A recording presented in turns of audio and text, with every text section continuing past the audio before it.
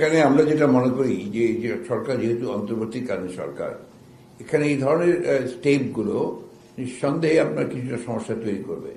At the same time আপনার মহার্ঘ ভাতা তো কিছুটা ইনফ্লেশন বাড়াবে, কিন্তু সাধারণ মানুষের তাদের তো আপনার কোনো আয় বাড়ছে না, এটা একটা সমস্যা। তো এই বিষয়গুলোকে আপাতত আমার মনে হয় যে তাদের খুব বেশি প্রয়োজন ছিল না যদি বলে তারা আপনার দ্রুত নির্বাচনের দিকে যেত, যেটা আমরা বারবার বলে আসছি যে প্রশ্নটা করা হয়েছে যে মূল বিষয়টা তো হচ্ছে জবাবদিহিতা নিশ্চিত করলে আপনার অনেক সমস্যাই সমাধান হয়ে যায়, যেটা আপনার একমাত্র একটা ইলেক্টেড পার্লামেন্ট ছাড়া সম্ভব নয়।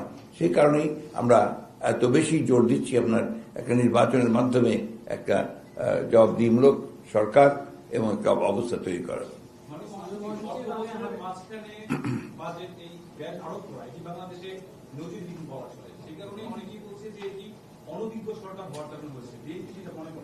কোনটা?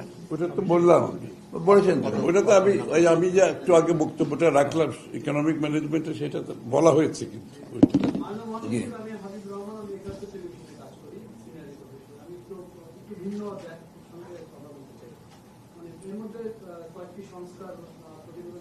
আচ্ছা, এই জিনিসগুলো নিয়ে এখন আজকে আলাপ করতে চাই না, কারণ এটা আপনার ভিন্ন দিকে যাচ্ছে, তো আমরা এটার উপরেও করেন যদি আর কিছু থাকে।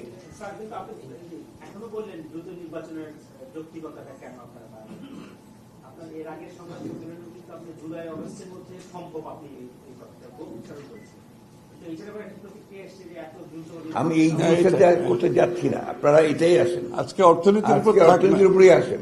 দ্রব্যমূল্য, কর, এগুলোর উপর থাকলে সুবিধা হবে কি, এটা তো মানুষের এক্সপেকটেশন আছে একটা, তাই না? সুতরাং এইটার উপর আজকে যদি আমরা প্রজেক্ট করতে পারি, গভর্নমেন্ট হয়তো পিছিয়ে যেতে পারে। এই আমাদের তো এই চেষ্টাটা আমরা বলছি যে যাতে গভর্নমেন্ট উইথড্র করে, তো এইটাই তো উদ্দেশ্য আছে, তাই না? এখানে একটা জিনিস আপনাকে আমি অ্যাড করতে চাই, সেটা হচ্ছে যে আপনার যে ভয়ঙ্কর একটা মাথা ভারী প্রশাসন আছে, আপনার জানেন, সেটা অনেক বলেছেন, এটা কিন্তু অনেক বেশি আপনার মানে এটা আমাদেরকে সরকারকে তাদের দিতে হয়, বেতন দিতে হয়, এবং অপ্রয়োজনীয় খাতে আর প্রোডাক্টিভ খাতে এত বেশি অতীতে ব্যয় করা হয়েছে, কিন্তু সেইগুলো এখন থেকেই গেছে। যেমন আপনার এই যে স্কুলগুলো, যেগুলো স্কুলের কোনো প্রয়োজন নাই, সেই সমস্ত স্কুলগুলোকে আবার নতুন করে এমপিওভুক্ত করার আবার তদবির বাণিজ্য শুরু হয়েছে। এটা রিসেন্টলি আমরা দেখতে পাচ্ছি আর কি, যে সমস্ত জায়গাতে এখন কোনো টাকা পয়সা দেওয়ারই দরকার নাই, সেগুলো তো আবার টাকা পয়সা দেওয়ার ইন্টার গভর্নমেন্টের একটা যোগ সাজস করে দুর্নীতি যারা করেন তাদের যোগ সাজস করে এই সেক্রেটারিয়েট থেকে এগুলো চিঠি বের করে নেওয়া হচ্ছে। এটা আমার অভিজ্ঞতা থেকে বলছি আমি।